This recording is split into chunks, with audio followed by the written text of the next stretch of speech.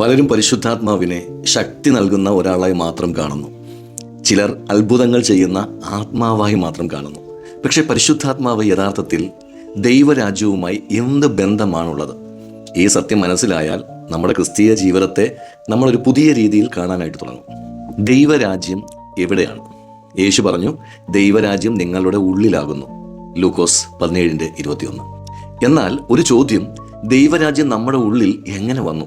അതിൻ്റെ ഉത്തരം പരിശുദ്ധാത്മാവാണ്.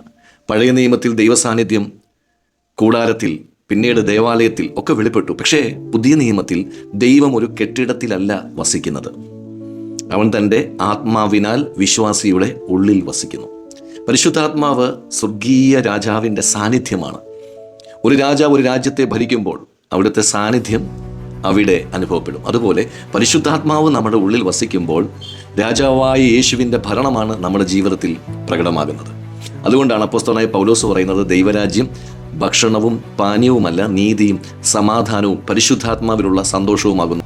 റോമർ 14:17. ശ്രദ്ധിച്ചോ, നീതി, സമാധാനം, സന്തോഷം ഇവയെല്ലാം പരിശുദ്ധാത്മാവിലുള്ള അനുഭവങ്ങളാണ്.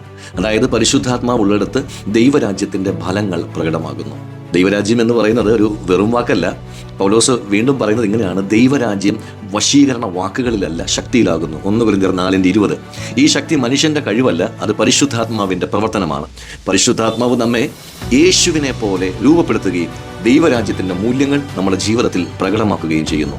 പ്രിയമുള്ളവരെ, പെന്തക്കോസ്ത് എന്ന് പറയുന്നത് ഒരു അനുഭവം മാത്രമായിരുന്നില്ല, അത് ഭൂമിയിലേക്ക് ദൈവരാജ്യത്തിൻ്റെ വരവായിരുന്നു.